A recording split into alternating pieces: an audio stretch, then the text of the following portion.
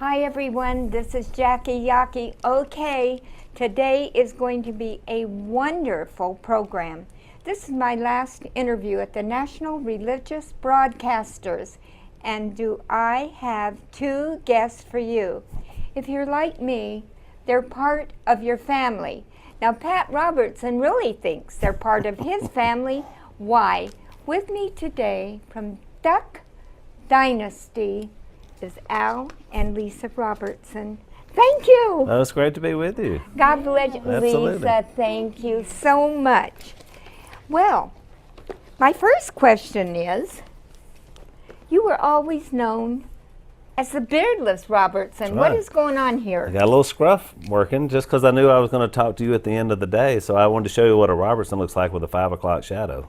I believe every word of this, Lisa. All right, let's get Lisa back. doesn't like beards, by the way. No. Tell her what your greatest fear is.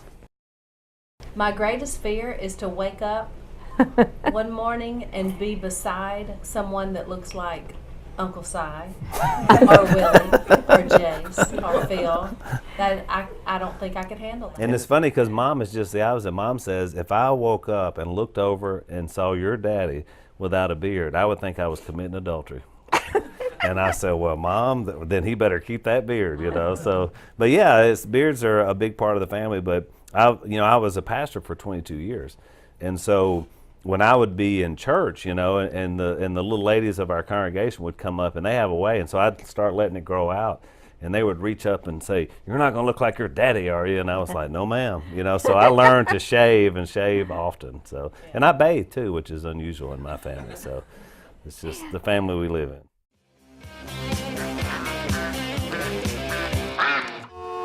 Oh, yay!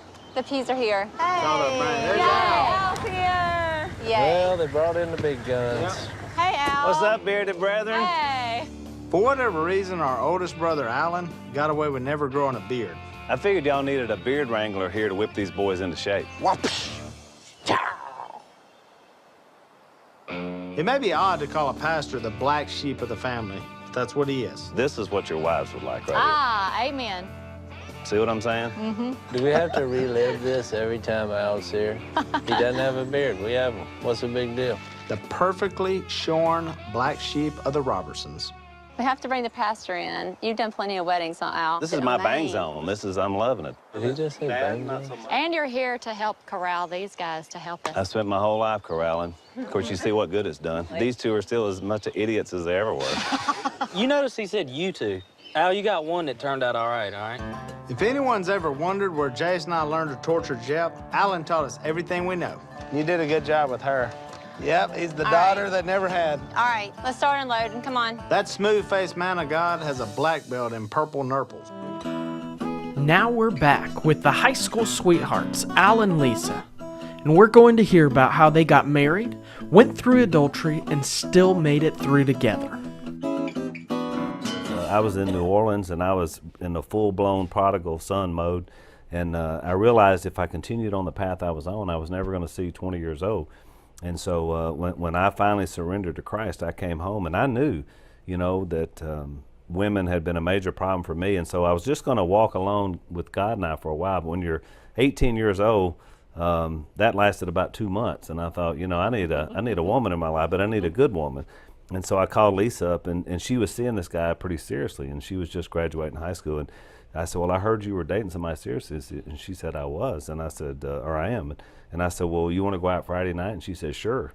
And so I thought, well, it wasn't that serious. And You still had it. yeah, I knew I still had it. And so 8 months after that, I asked her one Friday night if she wanted to get married the following Friday night, because I didn't believe in long engagements. Right. You know, I mean, if you decided you want to spend the rest of your life with someone, you want to start as soon as possible.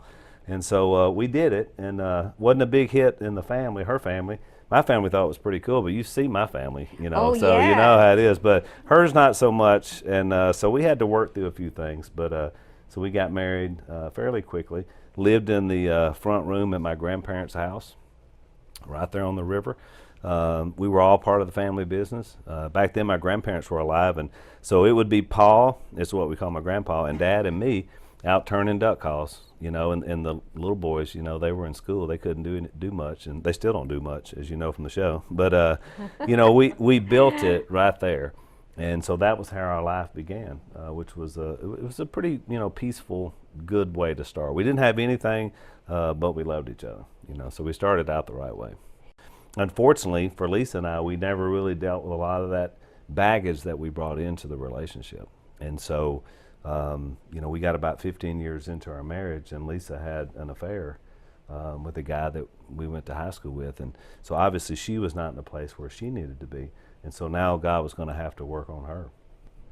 Well, now, are you the pastor I'm of the the pastor. church? Mm-hmm. Now, Lisa, what's going on with you? How many children did you have? We had 2 daughters. 2 daughters. Uh-huh. And now we have 4 grandchildren. The most wonderful thing about They're having awesome. kids is grandkids. That's right. He is the oldest, Robertson. That's right. The Yeah. yes. So I'm old enough for grandkids. Yeah. Grandkids. Well, this is wonderful. But what, you have this past problem, and now what? I'm just trying to figure out what is something. Did something trigger it? Was he? A lot of women say, "My husband's gone," or they don't feel as it. There are all kinds of excuses. Sure. Right. So I really had a darkness there within me. And for, you know, until I was 35 years old, that darkness continued to grow and grow and grow. And, you know, we had past problems, but we had never really done anything about it. We had never faced the problems that we had. We just thought, you know, it's over with, let's move on. Like a lot of couples do, kind of sweep it under the rug. But, you know, after a while, that, you know, that little lump that's in that rug becomes a hill and then a mountain, and there's no way to keep sweeping anymore. You've got to face, you know, what's under there. And so I believe that that's probably what just happened, is just that darkness overtook me. Satan knew exactly what to tempt me with. Mm-hmm. Alan was traveling a lot, but I'll just tell you, I did this because of what was inside of me. It really did not have a lot to do with my husband. You know, we can use the excuses. Oh, well, my husband wasn't there. My husband this. But this is something I did. This is personal. So this is something that's inside my heart. And I just believe that darkness just grew, and it grew so big that, you know, it just overtook my sanity, is really what I think. Because, you know, I think sin, I can't even explain it, but who can explain sin? There's not a reason for it, you know? But I also think that, you know, whenever when we had all those near misses, had we done some type of counseling or something, that would have helped, you know? But we didn't, and we didn't know to do that. Now we tell people all the time, at the first sign of trouble, hey, even before the trouble, start the counseling.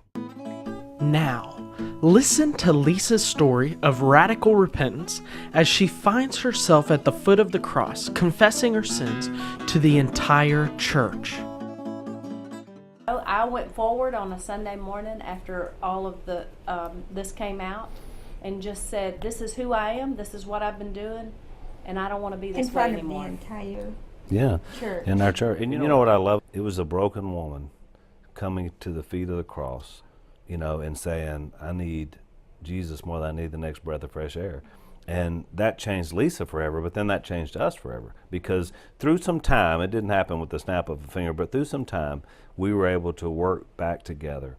And then we now did it as 2 renewed people who understood something. And so that's what's so powerful about the book. We talk about all that in there, which everybody says, you know, the Robertsons, oh, there's great family on Duck Dynasty. Perfect. Yeah, not so much, you know, when you get to know us. Get to know us. But what we want people to know is what we've learned for the last 15 years is when 2 people commit themselves to Christ at that level, then the sky's the limit on what can happen. And so we've learned so much, and we want to share that with other people. We want to help them. We want to give people hope through their own struggles, to know that maybe people you look at and respect, they're sinners just like you. And they're not going to judge you, because we all have the same answer. We have the same answer in Christ. And so that's what we're called to do. And so you wouldn't believe, even in a month, all the letters and emails we've gotten, and a lot of women, especially, you know, because they can relate to a lot of what Lisa said. And so already there's a discovery going on that, you know what, I don't have to hide in plain sight anymore. I can be truthful. I can be transparent, and Christ can do amazing things. He does his best work through broken things. And so that's what you see sitting here before you is two broken things that have figured out that my grace is sufficient for you. My power is made perfect in your weakness. And so that's what we've learned. Well, there's a real effect. I want to talk to you in a minute about your feelings, but going back to you, Lisa, when all of this, you're confronted, I personally, I would be very reticent in who I confided in. That's just me. I mean, because you have to have someone that you can really trust, because you're the one that's going to divulge all this. How did you first go to Al and tell him? Well, Or he what- actually found out. Oh, he found out. He was thinking that something was going on, so he just did some digging, and so he came to me. And it took all night and all. Oh, I was like a CIA interrogator now. Let me tell you, it was a night of dealing with truth. You know, we were peeling back the layers of dishonesty, but it took that to get Lisa to finally get to that point. So she didn't come in willing. She kind of was kicking and screaming, but once she broke and then finally was truthful, I think it changed her forever. And I really believe the dishonesty even, and I want to state this, I'm not making excuses for what I did. I No, take I full get- responsibility right. for what I did. But I do think there are reasons why people do what they do. I Sure. believe that there's explanations behind bad choices and, you know, somebody continuing to make the same mistake. I think there's reasons why people do that. I think if we dug a little deeper, we would always find that. But I believe that dishonesty came to me at such a young age because I couldn't tell anybody who I was, what I was doing. The truth could not come out of my mouth because of, you know, fear that something was going to happen to me or my family. And so I believe at 7 years old, I learned to be a lie. And my whole life was a lie until I was 35 years old and confronted with losing everything that meant anything to me. And at that point, I said, God, I have nothing. I mean, I have nothing here. I don't even have a relationship with you. Who are you? And, you know, I cried out to God, and he answered my cry. And at that point is when I believe that God entered my life for the first time and entered my heart, because I began to change from that point forward. And, you know, it wasn't a bright light I saw or anything. It was me face down on the ground with nothing. Absolutely nothing. No hope, no anything. But I knew that above all, I needed a relationship with Christ. And I just think that would be terrifying to stand before. I'm proud of you for doing that, but to stand before the entire church. Now, I want to talk to you, Al, because how did you feel when Lisa finally told you that the things, as she said, you were suspicious of what was going. Well, my first Were feeling, you Jackie, broken yourself? I was, but my first Yes. feeling was relief. I know that sounds crazy, but when you go through a process where someone you love, you think is betraying you, but you can't get to truth, you begin to think you're crazy. Right. And so, you know it, but you can't prove it, or you can't be sure you know it. And so my first feeling was actually, when Lisa told the truth, was relief. I mean, just a relief and a calm came over me because I had been so uptight for so long. That was my first feeling. Of course, then that was quickly followed by the hurt and pain of betrayal. Of course, everything we'd gone through to that point. And I was just numb for a pretty good while. I mean, especially to Lisa. And I asked her to leave our home. Our girls were still there.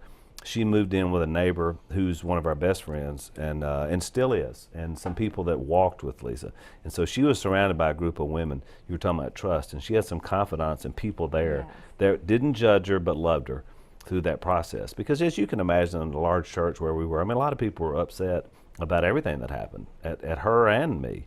And so she needed people that she could rely on. And so they walked with her through that process. And so just like a new, foal that's born, she was nurtured then into a relationship. And I saw that, and I saw a person change. And so I already loved her, but then she became a person I loved even more because of really what she was willing to stand and do. And I respect her for that. I still do to this day. I mean, the easy thing to do would have been run away, go to another church, even if you're going to try to get it right. Well, I can never do it there.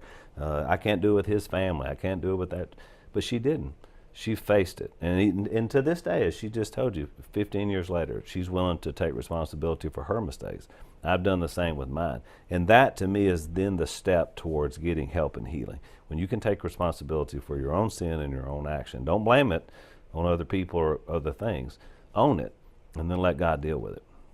Well, you might think, well, Jackie might not really understand. I don't think I've told very many people. My father was a minister, but it was just the opposite. My father let us all down. He committed adultery, and my poor mother, we love our mother. She's just wonderful. And it hurts the family. Sure. And at that time, I'm so glad you had these people who support you. Right. Because at that time, years ago, if you had anything like this happen, you were out of the church. The father, I can tell you that an act like this for a pastor and his family was the unpardonable sin. Right. So we were just destroyed. So I do know the tumult that you lived through, the trials here. Right. And I'm so happy that you had these good people around you that loved you. Right. Now, what are the most asked questions here by people? We're going to stay on marriage, then we're going to move into the fame. Right. Had you started becoming famous during any of this? No, at this time we really weren't. I mean, other than being, like people will be, I always think a pastor in a church is sort of a celebrity in his own right because of that. He's the one people look at. That's why people feel like they live in a fishbowl, as you were mentioning, if you're a pastor's family, because you're kind of the one everybody looks to. So other than that, none of this stuff with the show or any of that had come forward. And so, but I think that helped prepare us, to be honest with you, on everything we went through for when we finally did become famous and known. And what people expected is what happens with a lot of celebrities.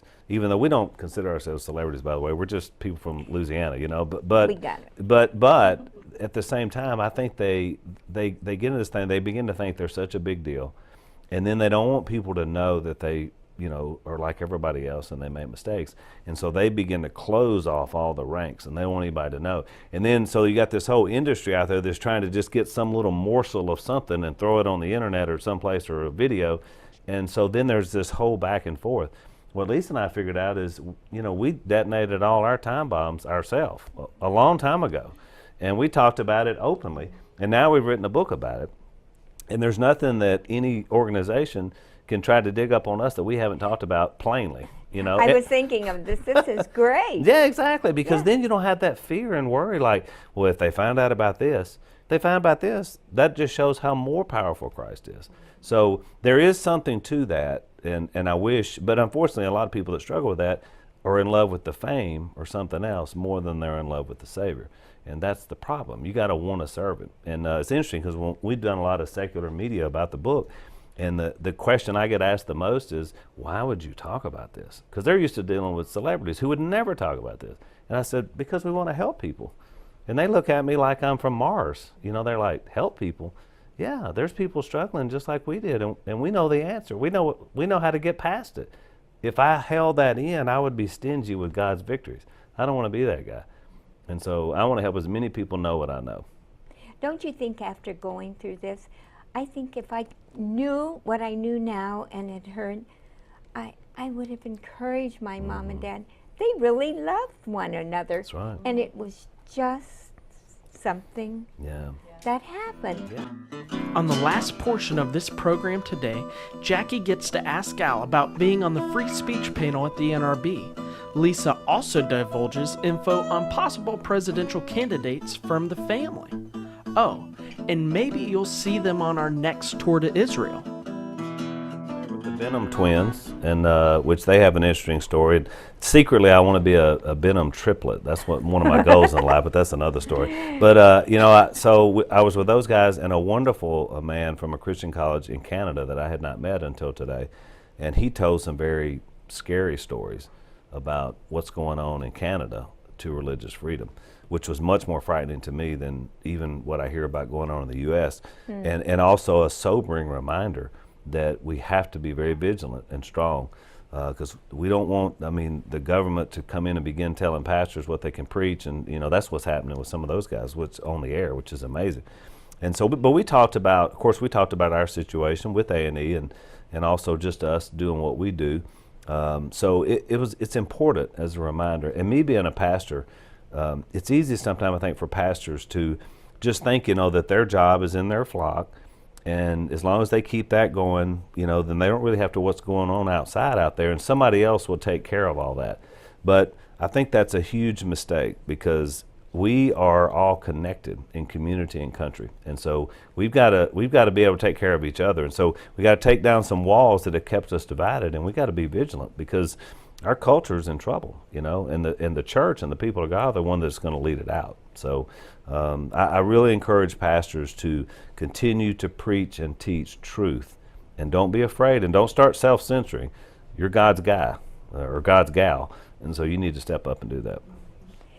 All right, let me ask you one more question that's here, and I think it's as troubling to many of us as it was with what happened A&E and Duck Dynasty.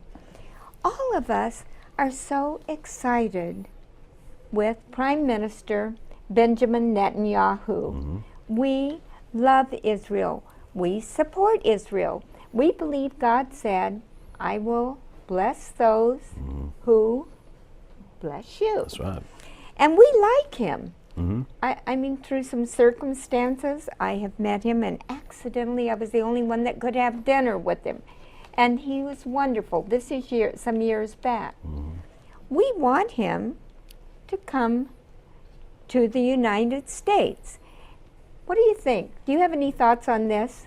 I hope he does too. I've been, a fan of his for years. I appreciate what he's doing. Like you, really, from all my years of studying the Bible, Right. I see the importance of what Israel's role is and what it was in our beginning, in Christianity. And it's the cradle, of where we came from and who we are. And Paul really challenges us so much to never forget that we were grafted in, and these guys, were there. Jesus Christ himself, was a Jew.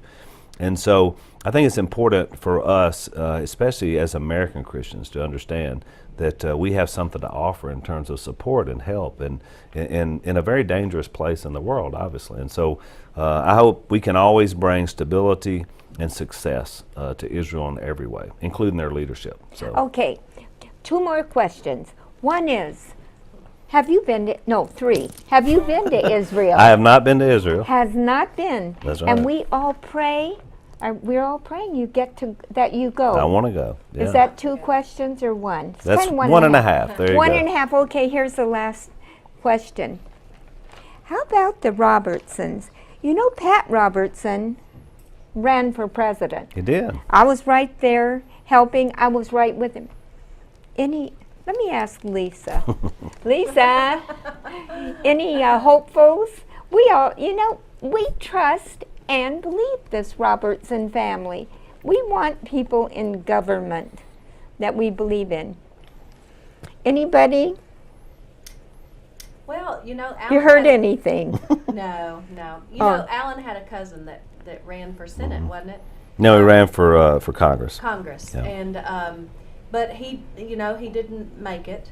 But he is a wonderful person He is so much wants to put God back in the government, and that was his platform. He would be a perfect candidate for president one day, not now.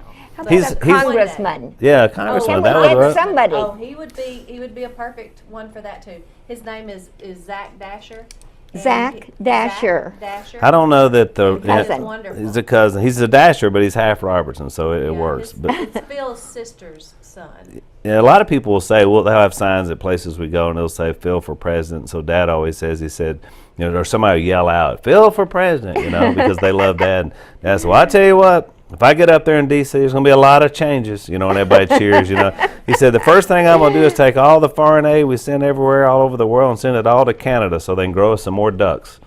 So I don't know that we really want Dad as president, but I mean, he definitely is, he is affecting a lot of what happened. And so, you know, whether we ever made it in politics or not, I think our influence, because of the show and because of who we are, will have an influence on politics. And that's important as well, to remind people of why they're there. They're servants of the people, and we're just the people. We are the people. And so I want everyone who's watching, I have not read this book. I apologize. It's the first time it's been in my hand. But I'm going to read it. Tonight, I'll email. right? You're going to read it tonight. Or maybe tomorrow night. Okay, good. As being part of the family, I'm not going to cover up anything here that I have to repent for with the CIA sitting next to me. But we love and thank you. And I believe one of the best things that happened is that you don't have any skeletons now That's right. No in your secrets. closet. No. I'm so glad that Al forgave you and that he was the CIA. I mean, I want marriages to stay together. That's right. And I want to thank you for joining me today with Al and Lisa Robertson. This is one of the greatest blessings in my life. And God bless you. And as I always say, pray for the peace of Jerusalem. נפש יהודה